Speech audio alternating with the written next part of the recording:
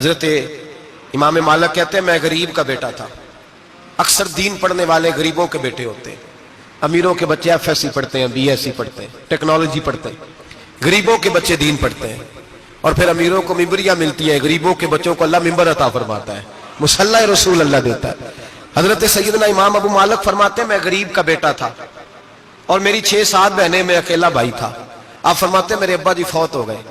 میری امی پکڑ کے مجھے ایک دھوبی کی دکان پہ لے گئی, کہنے لگی اسے کپڑے دھونے کا طریقہ بتا دے, سلیقہ سمجھا دے, یہ بھی ایک چھوٹی سی لانڈری کی دکان کھول لے گا, میری بیٹیوں کا پیٹ پالے گا.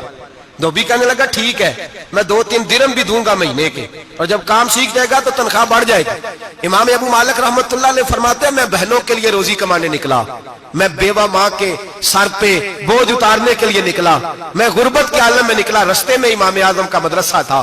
فرماتے میں وہاں چمکتے چہرے دیکھتا, لیکن اپنی غربت کو دیکھ کے میں آگے بڑھ جاتا, پریشان ہوتا کہ میں کیسے علم حاصل کروں گا. آپ فرماتے امام صاحب مجھے اکثر دیکھتے. ایک دن امام اعظم باہر نکلے, مجھے کھڑے ہوئے دیکھا تو قریب بلایا, سینے سے لگایا, ماتھا چوما. کیا نام ہے؟ میں نے کہا ابو مالک میرا نام ہے. کہا تمہیں پڑھنے کا شوق ہے؟ کہا بڑا شوق ہے. کہنے لگے چل آ جا پڑھا کر, آ جا مدرسے میں پڑھا کر. کہتے میں سارا دن وہاں پڑھتا, گھر سے کام کرنے آتا, سارا دن امام اعظم کے پاس پڑھتا رہتا. مہینہ آیا تو میری اماں کہنے لگی تنخواہ لاؤ. میں نے کہا امی جی تنخواہ تو وہ دے گا جو ڈیوٹی پہ جاتا ہو, میں تو پڑھنے جاتا ہوں. کہتے اماں گھر سے نکلی اور بڑے غصے کے ساتھ نکلی, کہنے لگی مولوی نے میرا بچہ خراب کر دیا, میرا بچہ خراب کر دیا.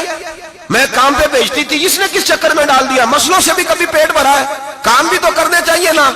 کہتے امام اعظم کے سامنے کھڑی ہوئی. امام صاحب بڑے امیر کبیر آدمی, اربوں خربوں پتی تھی, اور پھر اتنے بڑے عالم فقیر, سارا بغداد, سارا کوفہ, سارا مصر سلوٹ کرتا ہے. بی بی آئی اور تیز جملے, عورتوں کا طریقہ ہوتا ہے. کہنے لگی مولوی تیری سفید داڑھی, تیرا اتنا نام, تجھے خیال ہی نہیں آیا میں بیوہ عورت ہوں, تو نے میرا بچہ خراب کر ڈالا, میری یتیم بچیاں روٹی کہاں سے کھائیں گی, مسلوں سے بھی کبھی پیٹ بھرا ہے. کہتی اتنے سخت جملے کہے, پر قربان جاؤ امام اعظم سنتے رہے اور مسکراتے رہے. کہنے لگے میری غلطی ہے, میری غلطی ہے, میری غلطی ہے, بی بی بھول گیا تھا, غلطی ہو گئی. بی بی کہتے تیری امام صاحب سنتے رہے. جب غصہ اتر گیا تو کہنے لگے اماں تیرا غصہ اتر گیا ہے؟ اتر گیا ہے. کہنے لگے تیرا بیٹا بڑا نیک ہے, تیرا بیٹا بڑا لائق ہے, تو اسے پڑھنے دے. کہنے لگے چپ کر دے مولوی, یہ پڑھے گا تو میں روٹی کہاں سے کھاؤں گی. امام صاحب کہنے لگے مجھے بتائے گی تیرے گھر کا خرچہ کتنا ہے.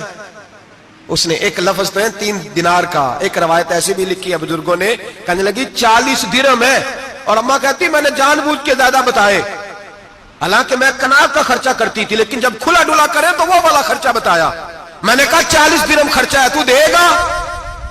تو کہتے امام اعظم کہنے لگے اماں تجھے لینے نہیں آنا پڑے گا, پہلی سے پہلے تیرے گھر میں پہنچ جایا کریں گے, یکم سے پہلے آئیں گے. او بھائیو کہاں استاد ملتے ہیں, کہاں استاد ملتے ہیں, کہاں وہ لوگ ملتے ہیں جو دعائیں مانگتے, التجائے کرتے, پیار کرتے. گزر گیا وہ دور, اب تو سوٹ لینے کا دور ہے, مٹھائیاں لینے کا دور ہے, ہاتھ ڈلوانے کا دور آیا ہے. اب کون پوچھتا ہے, اب تو پوچھتے ہیں تو میرے لیے کیا لایا ہے. حضرت سیدنا امام اعظم ابو حنیفہ رحمت اللہ علیہ 1 دن نہیں, 2 دن نہیں, 4 دن نہیں, 5 مہینے نہیں, 20 سال تک, کہنا آسان, بولنا آسان, سننا آسان, 20 سال تک امام ابو مالک کے گھر میں خرچہ دیتے رہے, وہ پڑھتے رہے. اماں کہنے لگی تو میرے بیٹے کو لگا تو لیا ہے, تو پڑھ کے بنے گا کیا. حضرت امام اعظم فرمانے لگے بادشاہوں کے تخت پر بیٹھ کر بادشاہوں کے ساتھ کھانے کھایا کرے گا, ان کے ساتھ بیٹھ کے حلوہ کھائے گا, وقت آئے گا تو دیکھے گی. کہتے ہیں میرے امام انتقال کر گئے, وقت بیت گیا. ہارون رشید نے مجھے بلایا بغداد میں اور کہا میں آپ کو چیف جسٹس بنانے لگا ہوں. کہتے ہیں میں خوشی سے سجدے کرنے لگا, میں چیف جسٹس بنا. میں نے اپنی اماں کو خط لکھا کہ اماں بغداد آ جا, تیرے بیٹے کو اللہ نے بڑی شان عطا کر دی ہے. فرماتے ہیں ہارون رشید کی بیوی بڑی اولیاء کی, علماء کی بڑی فرما بردار تھی, محبت کرنے والی تھی. اس نے حلوہ بنا کے بھیجا, کھانا بنا کے بھیجا. ہارون رشید تخت پہ بیٹھ کے کھانے لگا تو کہنے لگا امام صاحب آپ بھی یہیں آ جائیں میرے ساتھ. کہتے ایک کونے میں وہ بیٹھ گیا, ایک میں بیٹھ گیا, بیچ میں کھانا رکھ لیا. اتنی دیر میں میری اماں بھی پہنچ گئی. 2 لقمے کھائے تھے کہ اماں آ گئی. جب اماں نے مجھے تخت پہ بیٹھے دیکھا, ایک یتیم, ایک لوارث, ایک بن باپ کا بچہ, وہ کل تک جو بہنوں کے لیے 4 دینار نہیں لا سکتا تھا, تخت پہ بیٹھ کے جب روٹی کھاتے دیکھا تو اماں تڑپ گئی, روئی, چیخیں ماری. میں نے کہا اماں کیا ہوا؟ کہنے لگی بیٹا مجھے تیرا استاد یاد آ گیا ہے، اس نے کئی سال پہلے کہا تھا اسے دین کا علم پڑھنے دے، اسے فقیہ بننے دے، یہ بہت آگے جائے گا۔ دیکھ آج اللہ نے تجھے کتنی شان عطا کی ہے۔ کہا بیٹا یہ کمال تیرا نہیں، یہ امام اعظم ابو حنیفہ کا کمال ہے، یہ ان کا کمال ہے جنہوں نے تمہیں یہاں تک پہنچایا۔ میرے بھائی اپنی پوری زندگی حضرت امام اعظم ابو حنیفہ نے، آج تو اساتذہ کرام، اساتذہ مجھ سے ایک ٹیچر کہنے لگے حضرت جی دل نہیں لگتا، بے سکونی سی ہے، کچھ بتلائیں۔ تو میں نے کہا کلاس میں کوئی یتیم بچہ ڈھونڈ لیں، کوئی لاوارث بچہ ڈھونڈیں، اس کی وردی اپنے ذمے لے لیں، کتابیں اپنے ذمے لے لیں، اس کا خرچہ اپنے ذمے لے لیں، روز جیب میں ٹافیاں ڈال کے جایا کرے کہ غریب کو دینی ہے، پر میں 2 مہینے یہ والا وظیفہ بھی پڑھ کے دیکھے، اللہ آپ کو سکون عطا کرے گا۔ یہ بھی کہنے لگے بڑی ٹھنڈک ہوئی ہے، بڑا سکون ملا ہے، بڑی تابعداری۔ میں نے کہا آپ لفظوں سے سکون چاہتے ہیں، وہ لوگ خدمت کر کے سکون لیتے۔ کوفے کا ایک امیر آدمی تھا، پھر غریب ہو گیا۔ غریب، غربت بڑی پریشانی ہے، بڑی پریشانی، بڑی آزمائش۔ غریب بیوقوف اس لیے ہوتا ہے کہ اس کی جیب میں پیسے نہیں ہوتے، غریب مجبور اس لیے ہوتا ہے کہ اس کے پاس ہوتا کچھ نہیں نا، تو ساری آزمائشیں کٹھی آ جاتی۔ غریب آدمی تھا، محنت مزدوری کرتا لیکن پوری نہ ہوتی۔ وہ کہتا ایک دن گلی میں ککڑی بیچنے والا آیا، تو میری ایک بیٹی تھی چھوٹی سی، باقی بچے بڑے تھے، چھوٹی ضد کرنے لگی، کہنے لگی ککڑی کھانی ہے، ککڑی۔ کہتے میں پریشان ہو گیا، دل ٹوٹ گیا، بیٹی نے سوال کیا ہے۔ فرماتے میں نے سوچا کس کے پاس جاؤں، کسی اور کے پاس مجھے سمجھ نہ آیا، میں سیدھا امام اعظم کے پاس چلا گیا۔ یہ شخص ہے جو مجھے دے گا بھی اور میرا پردہ بھی رکھے گا، مجھے دے گا بھی اور میرا، بولیے، میرا یہ پردہ بھی رکھے گا، یہ رسوا نہیں کرے گا، یہ فوٹو نہیں کھچائے گا، یہ فوٹو کھچا کے پہلے دن فیس بک پہ نہیں لگائے گا کہ میں غریبوں میں تھیلے بانٹ رہا ہوں، یہ اسی وقت اخبار والوں کو نہیں بلائے گا ایک تھیلا اور 6 اخباروں میں تصویریں، یہ اس طرح نہیں خیرات دے گا۔ حضرت امام اعظم کے پاس گیا تو فرماتے رش بہت زیادہ تھا، میں امام صاحب سے بات ہی نہ کر سکا، واپس آ گیا۔ امام صاحب نے بندہ بھیجا، فرمایا پتہ کر یہ بندہ کسی ضرورت کے لیے آیا تھا، رش کی وجہ سے بات نہیں کر پایا۔ کہتے واپس میرے پیچھے بندہ بھیجا، وہ میرے گھر تک آیا، گھر آ کے اس کو حالات کا پتہ چل گیا، واپس گیا۔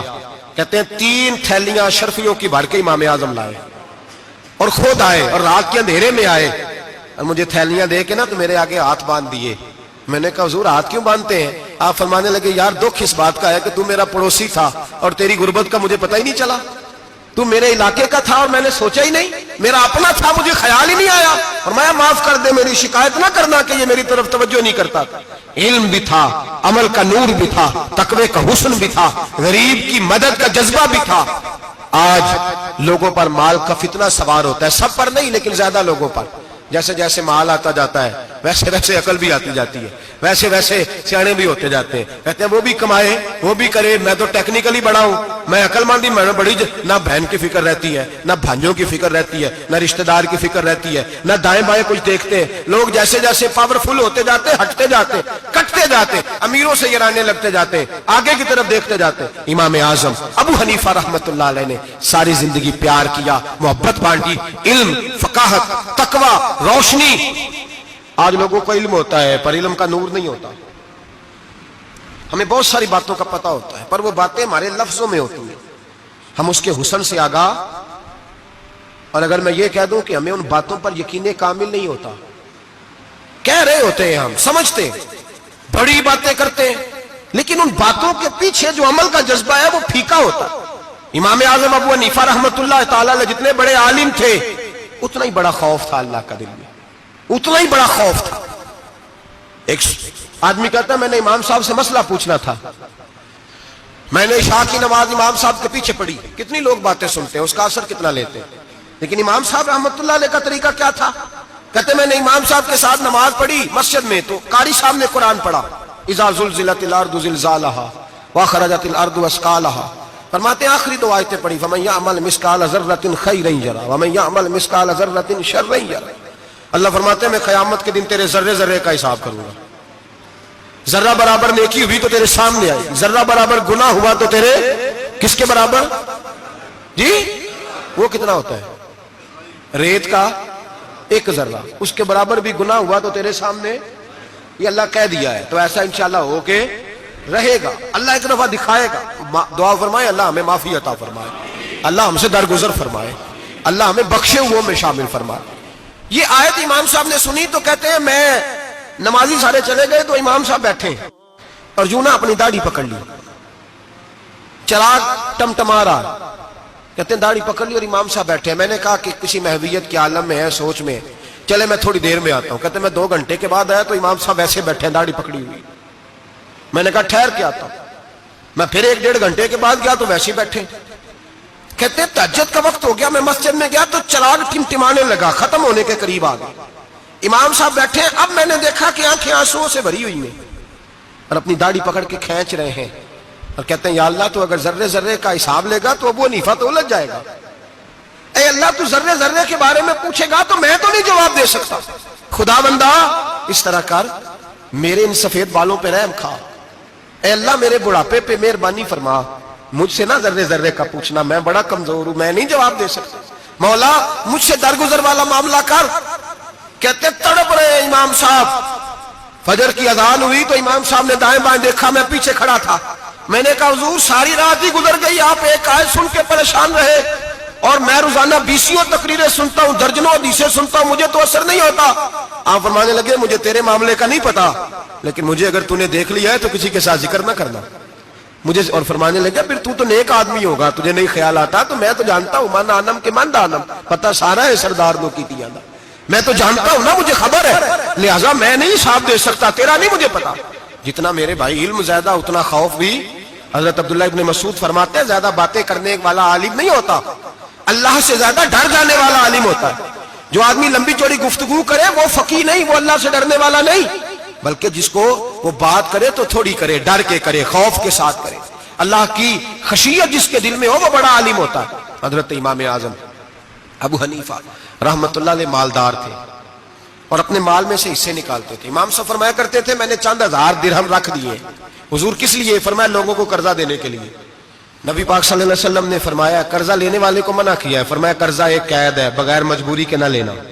اب لینے والے بھی احتیاط نہیں کرتے, فٹافٹ قرضے کے پیچھے بھاگتے. بڑی مجبوری ہو تو قرضہ لیں, فرمایا مقروض قیدی ہوتا ہے, قرضہ لینے سے بچو.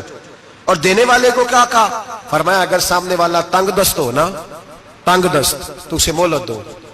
جتنی تم مہلت دو گے اللہ اتنے پیسے روز صدقہ کرنے کا ثواب عطا فرمائے گا. اگر تنگ. ایک صاحب مجھے کہنے لگے, میں نے رمضان شریف میں نا قرضے کے والے سے یا کچھ عرصہ پہلے کسی موقع پر قرض کے والے سے کو بات کی. ایک صاحب مجھے کہنے لگے حضرت صاحب جیسے کسی کو لینا ہوئے نا 20,000 تو انہوں ترا کے لئی دے, تو جے 20 کروڑ لینا ہوئے تو پھر نہیں ترایا جاتا. میں نے کہا کیوں؟ کہنے لگے 20,000 والا بندہ ماڑا ہوندا ہے نا, جڑا 20 کروڑ کھا گیا بڑی مگرمچھ ہوندا ہے, انہوں ترایا جا سکدا, وہ دے کے بندے ترلے ہی کر دے لیندے چل بھائی کیویں دے سکنا ہے. وہ جو 20,000 والا نا ماڑا بندہ انہوں کہندے تو دینے نے کہ تیرا بندوبست کریے, کہندے چل صاحب جمعرات لے آؤ کسی طریقے, جمعرات ماڑا ہے نا. نبی پاک نے کیا فرمایا؟ حضور نے فرمایا تجھے پتہ چل جائے کہ تنگ دست ہے تو مہلت دے, جتنے دن تو اس سے پیسے نہیں لے گا اتنے پیسے روز صدقہ کرنے کا ثواب دیا جائے. اب لوگ جو تگڑی موٹے مگرمچھ ہیں ان کو مہلت دیتے ہیں, وہ کہتے ہیں جا جتھوں لب دے نہیں لے, پھر کہتے ہیں نہیں آپ بتائیں آپ کیسے دے سکتے. اور ماڑا بندہ انہیں 2,000 دینا ہے دکان کا, اس کو دکاندار کہتا ہے کل سائیکل لے کے تب گزرنا میرے آگے سے اگر پیسے دینے ہیں تو میں نے سائیکل رکھ لینا. ڈرنا چاہیے اللہ پاک, ہمیں پتا ہوتا ہے سامنے والا غریب ہے, تنگ دست ہے, مجبور ہے, اسے مہلت دینی. امام صاحب کہتے ہیں میں نے کچھ پیسے رکھے ہوئے تھے, پس منظر یہ تھا کہ غریب لوگ آتے ہیں تو میں ان کی مدد کروں گا. امام اعظم ابو حنیفہ نے ایک بندے سے پیسے لینے تھے اور حال یہ تھا کہ آپ دھوپ میں کھڑے تھے, ساتھ اس بندے کا مکان تھا.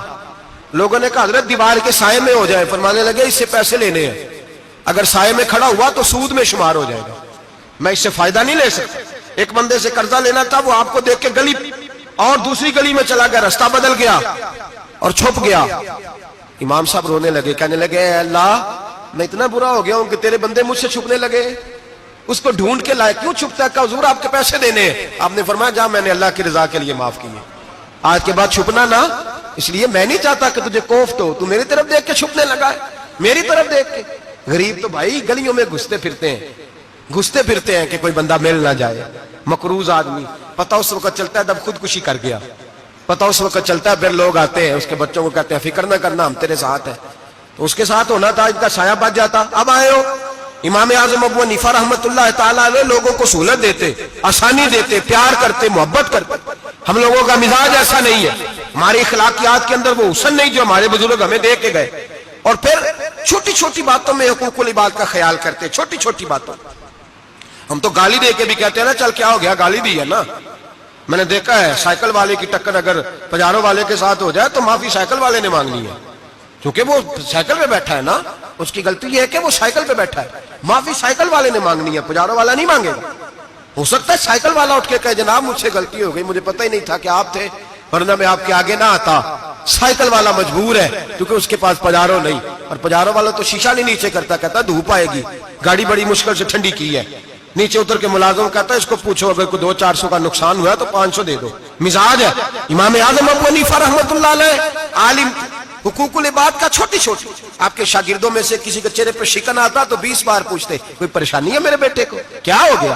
ساری زندگی سایہ دار شجر کی طرح گزاری, ساری زندگی شاگردوں پر مریدوں پر محبت کا سائبان رہا, ٹھنڈی چھاؤں رہی امام صاحب کی. امام اعظم ابو حنیفہ رحمۃ اللہ تعالی علیہ گلی سے گزر رہے تھے, لکڑی کے جوتے پہنا کرتے تھے, کھڑاؤں. ایک نوجوان بچے کے پیر پہ پیر آ گیا تو کہنے لگا امام اللہ سے ڈر جا. یہ لفظ گئے تو امام صاحب کی چیخ ہی نکل گئی. کئی گھنٹے بے ہوش رہے. لوگوں نے کہا حضور کیا ہوا؟ فرمانے لگے تم نے سنا نہیں, چھوٹے چھوٹے جوان بھی کہتے ہیں کہ ابو حنیفہ اللہ سے نہیں ڈرتا, اللہ کی مخلوق کہتی ہے نہیں ڈرتا. اگر یہ کہہ رہے ہیں تو میرا کیا بنے گا. کئی دن روتے گزر گئے.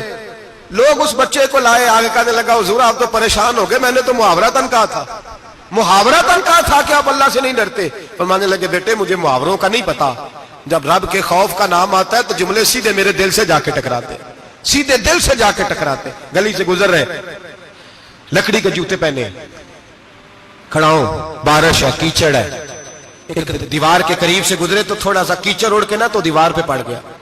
یہاں ٹرالی والا ساری دیوار توڑ جاتا ہے اور کہتا ہے چلو میں نے کون سا جان بوجھ کے کیا ہے. یہاں لوگوں کا گھر توڑ جاتے ہیں, کہتے ہیں چلو بتاؤ کتنا خرچہ آیا تھا. فوری طور پہ لوگ ماننے کو تیار ہی نہیں. امام صاحب کے پیروں سے, یہ باریکی سمجھے, یہ حقوق العباد کا مسئلہ ہے. جو جاننے والے ہوتے تھے ان کا یہ طرز زندگی تھا. کیچڑ اڑا پیروں سے اور ایک آدمی کی دیوار پہ پڑ گیا. امام صاحب کھڑے ہیں, سوچ رہے کروں تو کیا کروں. شاگرد صاحب نے حضرت جی کیا پریشانی ہے؟ آپ فرمانے لگے میں نے اس کی دیوار گندی کر دی ہے, صاف نہ کروں تو بھی ظلم ہے, اور اگر صاف کروں تو دیوار کچی ہے. جب صاف کروں گا تو کچھ مٹی اتر جائے گی, تو کسی کے گھر کی مٹی اتارنا یہ بھی ظلم ہے. اب میں دو پریشانیوں میں الجھ گیا ہوں, کدھر جاؤں؟ کہا حضرت جی پھر. فرمایا اس کے دروازے پہ دستک دو. دروازے پہ دستک دی تو جو بندہ باہر آیا وہ مجوسی تھا, آگ کی پوجا کرنے والا تھا. امام صاحب کہنے لگے مجھے جانتے ہو؟ کہنے لگے حضور سارا کوفہ جانتا ہے, سارا بغداد جانتا ہے, ساری دنیا جانتی ہے آپ مسلمانوں کے امام ہیں, لوگ جانتے. آپ نے فرمایا یار مجھ سے غلطی ہو گئی ہے. وہ کیا؟ آپ فرمانے لگے میں اپنے انداز میں گزر رہا تھا, بوڑھا آدمی ہوں, خیال نہیں آیا, تھوڑا کیچڑ اڑ کے تیری دیوار پہ لگ گیا ہے. میرے بھائی یہ کوئی فرشتے تھوڑی تھے, یہی زمین پہ بسنے والے لوگ, احتیاط والے لوگ تھے. ہم لوگوں نے پتہ نہیں اپنا مزاج اتنا سخت کیوں بنا لیا ہے. کتنے لوگوں کو لتاڑ کے, کتنی پگڑیاں اچھال کے, کتنے حقوق العباد ضائع کر کے بھی ہم اسی طرح کے مطمئن ہیں. کہاں سے تسلی لاتے ہیں ہم, کہاں سے اپنے آپ کو ٹھنڈک دیتے ہیں, کیسے اپنے آپ کو ہم سکون دے لیتے ہیں کسی کو تکلیف دے کے. کس طرح سکون کی نیند آتی ہے جب کوئی پریشان ہوتا, کیوں ہمارا دل پتھر ہو گیا. اعلیٰ حضرت فرمایا کرتے تھے جا کسی سے جا کے علاج کرا, تیرے سینے میں جو دل دھڑک رہا ہے وہ سخت ہو گیا, جا کسی سے جا کے اس کی دوائی کھا, تجھے خیال ہی نہیں آتا تڑپتے لوگوں کو دیکھ کر, جا کے علاج کرا. اگر ایسے ہی مر گیا تو حالات تیرے حق میں اچھے نہیں ہوں گے. حضرت امام صاحب تڑپ رہے ہیں اور اس شخص کے سامنے آہوزاری کر رہے ہیں جو مجوسی بھی ہے, غریب بھی ہے, کچے گھر میں رہتا ہے. فرمایا یار بتاؤ کیا کروں. امام صاحب باتیں کر رہے ہیں تو وہ آدمی حیرت میں کھو گیا, کبھی دیوار دیکھتا, کبھی اپنا آپ دیکھتا, کبھی امام صاحب کو دیکھتا, دائیں بائیں دیکھتا. پسینے آنے لگے, پتہ نہیں کیا سوچوں کا مد و جزر چلنے لگا, کہاں بات گئی, کہاں تک اس کی سوچ گئی, کہاں پلٹ کے آئی. کہنے لگا امام صاحب میں تو چوک میں رہتا ہوں, روزانہ پتہ نہیں کتنی گاڑیاں مٹی برسا جاتی ہیں, کبھی کوئی نہیں آیا, آپ کو کیا ہوا؟ آپ فرمانے لگے مجھے کسی کا نہیں پتا, مجھے تو میں نے جو قرآن حدیث پڑھا ہے مجھے تو ڈر آ رہا ہے, مجھے بتا تو معافی دیتا ہے کہ نہیں, تیری دیوار صاف ہوگی کہ نہیں. کہنے لگا حضور دیوار کو چھوڑے, پہلے کلمہ پڑھائے, میرا دل تو صاف کر دے. کہنے لگا اتنا میٹھا دین, اتنا پیارا دین, اتنا خوبصورت دین کہ غریب کی دیوار پر کیچڑ لگ جائے اور آپ کو اتنی تکلیف ہو, میں اس دین سے دور کیوں ہوں. یہاں روز یورپ کہتا ہے کہ مسلمان جھوٹی شادیاں کرتے ہیں, دنگا فساد کرتے ہیں, نیشنلٹی لینے کے لیے جھوٹ بولتے ہیں, جانے کس کس قسم کے لوگ پاپڑ بیلتے ہیں، کن کن کس کس طرح اپنا ایمان بیچتے ہیں، کیا انداز ہم اختیار کرتے ہیں۔ ہمارے کردار نے لوگوں کو مذہب اور دین کا باغی بنا دیا۔ ہمارے بزرگوں کا طریقہ یہ تھا کہ چھوٹی چھوٹی باتوں کا خیال کرتے، چھوٹی چھوٹی باتوں کا۔ بہت بڑے عالم تھے، یہ ساری نیکیاں تو ان کی سماجی تھی، فلاحی تھی، ان کی معاشرت کی نیکیاں تھی، دنیا داری، لیکن جو ان کا باقی کا معاملہ تھا، 4 لوگ ایسے ہیں جو ہمیشہ قرآن پاک ایک رات میں پڑھا کرتے تھے۔ ان میں پہلا نام حضرت عثمان غنی کا ہے، پورا قرآن پاک۔ دوسرا مولا علی شیر خدا کا ہے۔ تیسرا حضرت سعید بن جبیر کا ہے۔ چوتھے امام اعظم ابو حنیفہ ہیں جو ایک رات میں پورا قرآن پاک پڑھ دیا کرتے تھے۔ جس جگہ امام اعظم کی قبر بنی ہوئی ہے نا، اعظمیہ ایک محلہ ہے بغداد کا، اس کا نام ہی اعظمیہ، امام صاحب کے نام، جہاں قبر بنی ہوئی ہے، وہاں بیٹھ کے امام اعظم ابو حنیفہ نے 60 مرتبہ قرآن پاک ختم کیا، خود پڑھا، خود فرمایا یہاں میں نے دفن ہونا ہے۔ اس جگہ 60 قرآن پاک پڑھے۔ رمضان کا مہینہ آتا تھا تو امام صاحب ایک قرآن پاک دن میں پڑھتے تھے، ایک رات کو پڑھا کرتے تھے، ایک قرآن پاک سنایا کرتے تھے۔ امام صاحب رحمۃ اللہ علیہ ساری رات نفل پڑھتے۔ لوگ کہتے ہیں کہ امام صاحب کی رات نماز کے لیے کھڑے ہوتے تو ایک رکعت میں 15 سپارے پڑھتے، تو لوگ کہتے تھے یہ ابو حنیفہ نہیں، یہ تو کسی نے پلر کھڑا کر دیا، یہ تو کوئی ستون ہے، رکوع ہی نہیں کرتا، پورے 15 سپارے۔ یہاں تو ابھی تراویح آئیں گی، لوگ پہلے سے کہنے لگ گئے بڑی گرمیوں کے روزے، بڑی گرمیوں کے روزے، اور آ تو لینے دے بھائی، پہنچ تو لینے دے رمضان شریف کو، اللہ بڑا مہربان ہے، ہر چیز کو بدلنے پہ قادر ہے۔ پہلے سے لوگ تیاری کر رہے ہیں، مسجدیں ڈھونڈیں گے جائے اسی اچھا ہو، قرآن جلدی پڑھا جائے، ڈھونڈ کے۔ امام صاحب رحمۃ اللہ تعالیٰ علیہ، اور میں اکثر کہا کرتا ہوں، میں کہتا ہوں تو تراویح میں کھڑا نہیں ہوتا، پاسپورٹ کے دفتر کھڑا ہو جاتا ہے 2 گھنٹے، شناختی کارڈ کے دفتر تو 3 گھنٹے کھڑا ہو لیتا ہے۔ یہ تیرا ظلم ہے اپنی ذات کے ساتھ کہ تجھے قرآن کے لیے کھڑا نہیں ہوا جاتا، دنیا داری کے لیے کھڑا۔ وہ پروجیکٹر کرانے جائے تو چاہے تجھے 4 گھنٹے لائن میں کھڑا ہونا پڑے، وہاں تو کھڑا ہو لیتا ہے۔ اللہ سے ڈر، اپنی تھوڑی سی دنیا داری کے لیے سارا کچھ کر لیتا ہے۔ حضرت امام صاحب رحمۃ اللہ تعالیٰ علیہ تقویٰ اور طہارت کے پہاڑ 55 حج کیے امام اعظم نے۔ کتنے؟ 55 حج فرمائے۔ آج ایک مشقت والا کام ہے، جدوجہد والا کام ہے، جوان بھی تھک جاتے ہیں، کہتے ہیں بڑا مشکل ہے جی، اور یہ جتنا مرضی آسان ہو گیا قیامت تک اس نے مشکل ہی رہنا ہے، اس لیے کہ یہ ایک مجاہدہ ہے۔ 55 حج کیے۔